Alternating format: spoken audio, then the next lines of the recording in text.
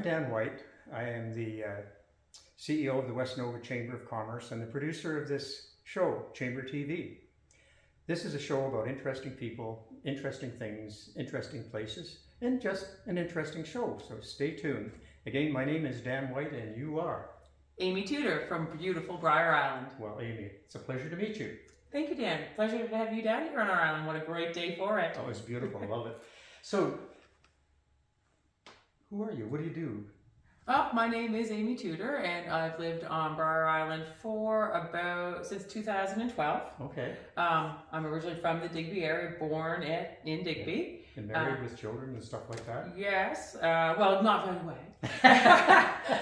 Born in the Digby area, but I came down to these beautiful islands in grade primary. My father was a bank manager. Right. So it brought me and my family here. I don't have family connections. This is a small community. Right. Most people have lots of family around. So it was a unique experience as a child being one of the come-from-aways, I guess they call us sometimes. Or a blow-in. Or a blow-in, yes. But father transferred. I ended up going to school in Yarmouth.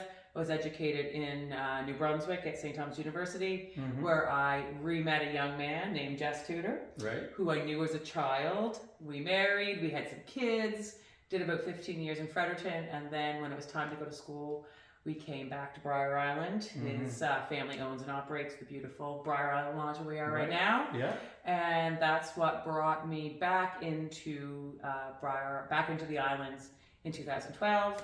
And I've stayed busy in that time frame, helping support the hotel here, online promotion, a lot of social media work for the Brier Island Lodge. I started whale watching with Penny Graham with Mariner Cruises Whale and Seabird Tours about 7 years ago. So I took up wildlife photography as part of that job. That's so cool. I also do a lot of social media for her business as well. I get to talk about whales in Brier Island and sea creatures every single day. Also, as you said, a mother of 3 kids. One's in high school, one's in junior, and one's in elementary. I'm a substitute teacher over at the Islands Consolidated School, which is a fabulous location, a consolidated school. Kids from pre-primary grade to grade 12. There's only about 120 of them combined. Wow. So very personable, very, you know your students. It's a family. And I'm also a member of a lot of your kind of charitable nonprofit committees here on Brier Island. I'm part of the Westport Recreation Auxiliary. Our goal is to provide social activities and fundraising in support of our community, in support of our recreation hall. I've been on television shows. I helped produce a new movie that's going to be coming out at the Toronto Film Festival. Helped a young filmmaker get his beginnings. What started as a half-an-hour documentary, he turned into a 2-hour movie. So I'm very excited about that. I've been on a few shows with Eastlink Cable, freelance photographer, freelance writer. Wow. I'm a busy lady. You're busy. I am You're busy. Really busy. And I've dedicated a lot of that time and energy into sharing what I deem as Nova Scotia's Paradise Island. Oh, it is. I don't understand why a lot of my friends spend a lot of money to go down south to sit on a beach and drink, or you know what I mean? I'm like, we have beach everywhere. Like, we have such a wonderful community here and such a wonderful natural environment. Like, you look out at these waters behind us. In August, those waters, there could be humpback whales coming through, right whales, fin whales, seals, dolphin, you name it. Digby actually took on the moniker of Canada's National Aquarium, which I think that Digby's National Aquarium came, and I think it's a very fitting title because no matter where you roam in Nova Scotia, you're 20 kilometers, I believe, away from the ocean on average. That's right. I've heard that. And I think it's a really fitting, that we are the natural aquarium of Canada. Yeah, it's an incredible place, underrated. Absolutely. And that's one of the reasons we're here. So tell me about Brier Island Lodge. Well, Brier Lodge is where we are right now. It's one of the oldest family owned and operated hotels in Nova Scotia. It was started by my mother and father-in-law, Ray and Virginia Tudor, back in 1989. Wow. They realized early when whale watching kind of started here that this is going to be big. And once this idea catches on, people are going to come here and they're going to need a place to stay. And it started as a simple bed and breakfast. And then the building one, which is where we're sitting now, and called the main lodge. It was built, so we're in the lounge. There's a dining room that holds up to 120. And there's an annex style of more hotel rooms, shared hallway, private rooms.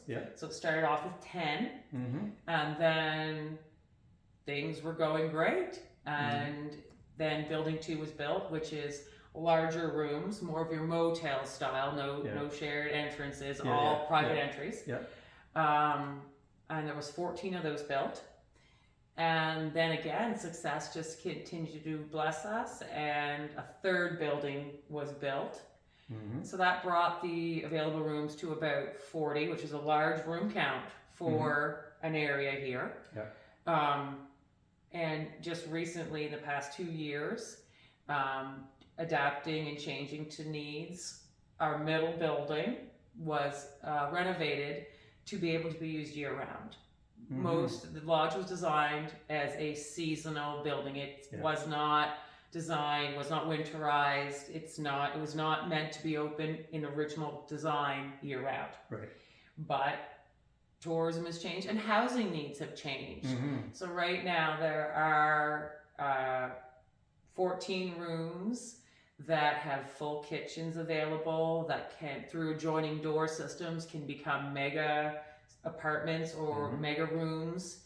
So that if there's a need that may be short-term, accommodations for a night or a week, we now could accommodate people as long as they were comfortable. So the rooms are very large, designed more for the way we see people traveling in groups, They're getting, let's get the 3 sisters and all their kids and mom, and let's go travel somewhere as a group. So we're seeing an increase of that style of tourism. So the rooms are adapted that, you can get 2 rooms that are together, you share a common kitchen, you each have your own private sitting rooms in your rooms, in the bedrooms, with that commonality of the kitchen area, because who doesn't love Nova Scotia kitchen party? So we now have the ability to give you a coastal, by the ocean, Nova Scotia kitchen party right here at Brier Island Lodge. That's really cool. And for our viewers, explain a kitchen party. Well, kitchen party is something that's never really planned. It's like, hey Joe, you want to come over, have a beer or 2, get out the guitar? And then Joe tells Sam, and Sam goes, yeah, I'm in on that. And he brings over his bongos. And then Sally finds out about it, and she's going to bring over, she's bringing the cards. So Nova Scotia Kitchen Party is kind of one of those ones where everyone just kind of stops by around the same time. And, sings and talks and drinks and reminisces and celebrate the culture of the community around them and them themselves. A lot of reminiscing goes on in a Nova Scotia kitchen party. I'd like to attend one. They are a good time. I highly recommend. The best ones are the ones you might not remember every now and then. Gotcha. A little too much Alexander Keith might get involved. So this would seem to be an ideal setting for somebody to have a wedding. Absolutely. I said my I-dos right here on Brier Island. I was married. There's a Baptist church. It is now in private hands, but our reception, I had 120 people dancing around this area. On countless scenic views here, from blue water behind you to your forest scenery to beautiful basalt rock, you name it. Basalt, which is the type of the rock that you see these massive cliffs that you can see. I don't know that our viewers can't see, but if you I can see them from my house. you can see the basalt. So these are volcanic basalt, millions and millions of years old. Wow. And as it weathers, in some places, it weathers very smooth. So you could be looking at sharp, jagged columns of Right. basalt. Wow. And where the water has found its way over time, it smooths it out into these waves. I'm a huge fan of rock hounding, and Brier Island is a treasure trove Wow. of geology. Right. Partly because of how, naturally it came in, Yep. but more so from the days of shipping. Right. So ships from Europe would fill up with ballast or stone, Yeah. and then when they got here, unload all of these stones and rocks that don't have a natural business here. Well, that's really interesting. Yeah, flint is actually one of those stones that comes from our area from trade with other places and not naturally occurring. Mm-hmm. And my husband actually took the time to go on a flint hunt because it's a practical stone. You can strike it with a metal striker and it will spark. Wow. And he made little flint necklaces that if you were ever in a pinch, you could find the striker and create a spark. That's really cool. And agates. Since we're talking rocks, I've got to get agates in. Okay. The agate is a silica rock. Yeah. Beautiful patterns and waves and kind of like lace. And there's actually a type of agate called lace agate. It's the official stone of Nova Scotia. Really? And the Queen of England actually has a crown that contains a Nova Scotia agate. Wow. So that's one of those little treasures that are down there on the beach just waiting to be discovered. Yeah, there's so much to learn about this place. It's really a fascinating place. How do you get time to even have time for you? Me is what I do. Okay. That basically, and that's a great question. I do get it a lot. Like, when do you have time for yourself? Well, I don't like myself, but I take great joy in what I do. I like energies, and I like to be where positive energies are. So when some people attend an event, their energy gets drained. Here on Brier Island, I am charged by the sound of that water. I'm charged by the flow of the breeze. I'm charged by the sun.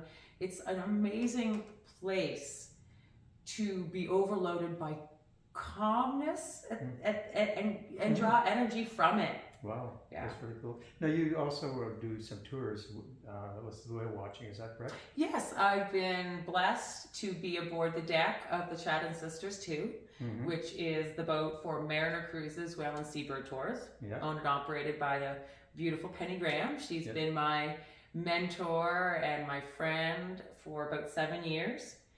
And I can see why. She's a really nice lady. I very much enjoy her. She's a fabulous baker. I don't know if she brought any treats, but nothing like a plate full of homemade chocolate muffins to start your day on the boat. You're right. And when you spend up to 12 hours a day on a boat, you got to have good food. Yeah, I guess so. So I've been very blessed to be able to use my skills. I am not a marine biologist, and I want to start that off. I did not study the sciences. Right. I'm a cognitive and behavioral psychologist by book learning. Right. And I came out here and went on a whale watch tour when the lodge at one time did have their own tour boat. Right. The tour boat, I went out, I saw whales, I said, I'm in love. I connected, I saw these magnificent creatures, and I'm like, I want to see more of them.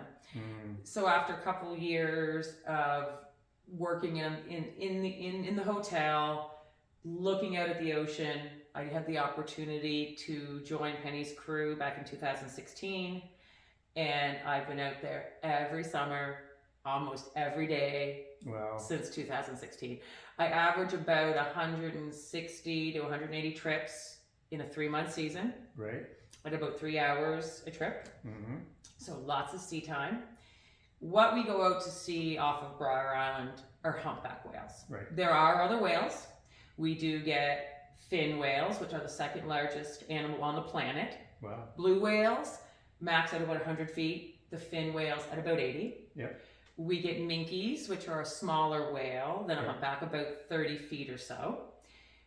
we get every now and then, and this is just every now and then, the very elusive and highly endangered North Atlantic right whale. Wow. Anyone who may be following world news or world science, you've heard of a North Atlantic right whale.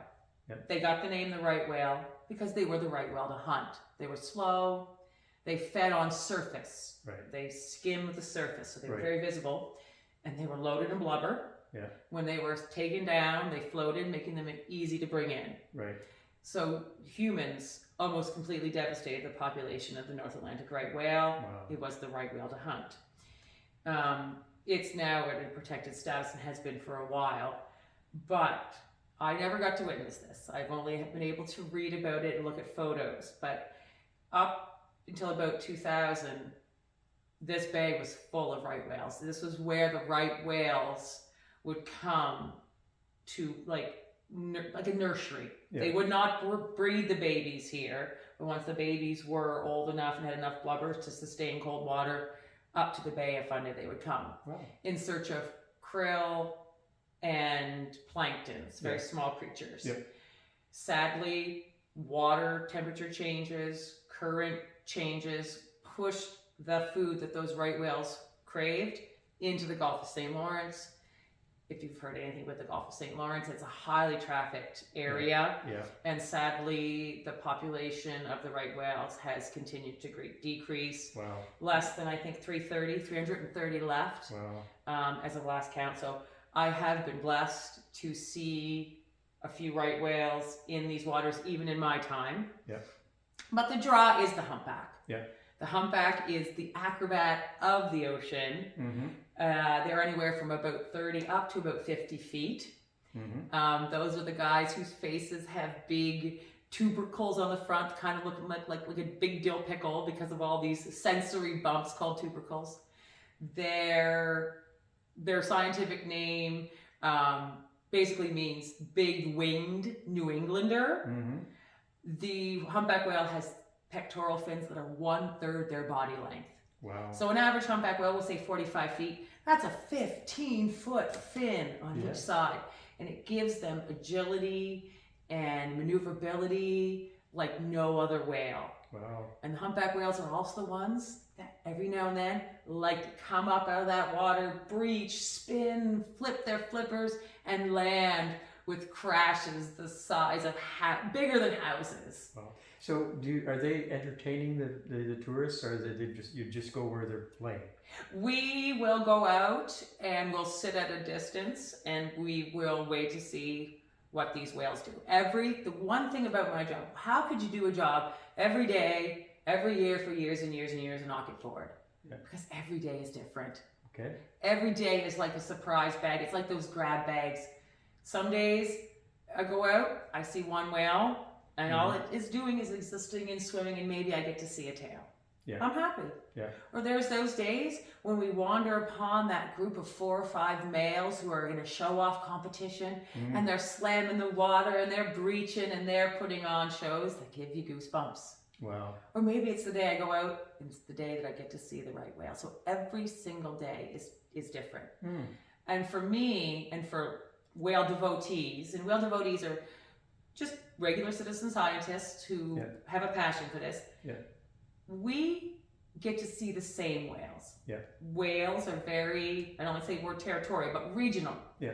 I have been able to watch there's about 150 or so on average who come through the bay. Mm-hmm. They do split off into the New Brunswick side and the Nova Scotia side, and a lot of them are right in the middle. Yep. But there's a group of about 50 or 60 fun day favorites. Whales that I get to see every year. That's like cool. I'm waiting, Yeah. I'm waiting to see them. That's really cool. There's one particular one named Sockeye. He's kind of like the superstar of the whale world. Yeah. He's very distinguishable. Yeah. Because his bottom jaw has an abnormality. It grew up like an overbite, kind of like a sockeyed salmon. Right. And he is a guy who I wait to see every year. He's the kind of whale who waves. He brings out his big fin and he flaps the water. Mm-hmm. You know, I get to know who the females are, and I wait to see when are you going to be a mother. And one of the ways we can tell these whales apart is the underside of their tail fluke. the underside of their back tail, Yeah. has beautiful black and white patterns. You ever heard of Rorschach's ink blots, where they Oh, yeah, throw some absolutely. black ink on a white page and go, what do you see? That's right. Well, a whale's tail is very similar. It's a mixture of almost sometimes jet black to pure white, with all kinds of different patternations, and those tails become the fingerprint for that whale. Yeah. So I can say, this is sockeye, and this is badge, and this is, I don't know who's another one of my favorite, bayou, right? These are not just creatures to us who go on these boats every day. These are our friends. Yeah. That is so totally cool. And I talk to them. Yeah. I do honestly believe they understand I invoke. These creatures are all about sound. Yeah. So I do believe they are hearing me. And I believe they understand tone. Yeah. They understand, they don't understand what I'm saying, but I truly believe that they understand how I'm saying it. I totally believe that. Yeah. I'm really into animals and how they communicate, so I'm totally on board with that. 100%. Because we've had a very small population of whales and we have a very small population of boats. Yeah. Whale watching in some more heavily populated areas, you have massive boats, 300 and 400 people on them. You're going offshore for 6 hours before you even get to where the grounds are. Yeah. And there could be 30 other boats, including pleasure boaters around you. Mm-hmm. We have a small population of whales who in the 30, 35 years that this community's been whale watching have watched grown up. Wow. When, I'm a young one. I'm only in this for 7 years, but we have other researchers who've been doing this for over 20. Mm-hmm. They have watched these whales grow up. They've watched these whales from the time they are cast to the time they become mothers themselves. That's so cool. We are, I think, as much a part of their culture as they are of ours. And I really think Brier Island and off these area has the best whale watching in the world for the reason that small population of whales, very small numbers of boats, at max, including Zodiacs, there's only 7 vessels that are taking customers out. Those boats, the big boats max out at 50. It's a fishing boat. Yeah. It's not a massive liner. Yeah. So small population, small amount of boats, and a long-term relationship. Cool. Make some of the whale watching that we experience here the best in the world. That's awesome. I could talk all day, listen to you talk about it all day, but this is so fascinating, but probably should wrap it up. So is there anything else you'd like to tell our audience? Even if you're not into whales and you don't want to go out on a boat, still come to Brier Island. Mm-hmm. We've already mentioned, the whales, the marine creatures, the geology. We also have lighthouses, 3 lighthouses. Right out here is Peters Island. Western Light, I believe, is the second oldest in Nova Scotia. Right up here is Northern Light, so that's a big draw. People want to get all those lighthouses off their checklist. For botany and for bird watchers, we're a mecca. Mm-hmm. Why botany? Because of the birds. Right. This is a stop on the eastern migratory route. So they bring the seeds. They bring the seeds. So we got plants from all over the world here. Wow. World-class bird watching because you get a mix of, often we'll have offshore birds like skuas and yagers that will come in and come over land. Very few places can you see a skua or a yager from land. You can do it here. Wow. Large mix of your songbirds, pelagic birds like gannets, and what else we got out there? Oh, there's so many. But the birds, this is an amazing, there's a great book. It's actually on our website, brierisland.com, under the bird watching section, written by Dr. Eric Mills, one of the foremost bird experts in, I'm going to say Maritimes. He literally wrote the book, Brier Island Bird Watching, available free on our website under the bird watching section. Yeah, that's really cool. That's really cool. I think, don't let the ferries deter you.